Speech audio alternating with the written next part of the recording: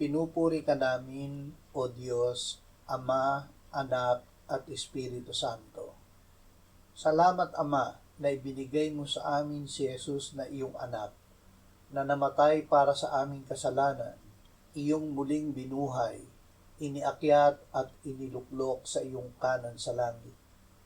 Salamat na ibinigay mo sa amin ang iyong banal na Espiritu, at sa pamamagitan niya ay ibinuhos mo ang iyong pag-ibig sa aming puso.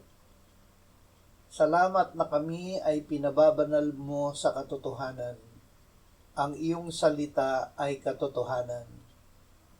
Kahit kami ay nasa sanlibutan, kami ay hindi taga-sanlibutan, gaya ng iyong anak na hindi taga-sanlibutan.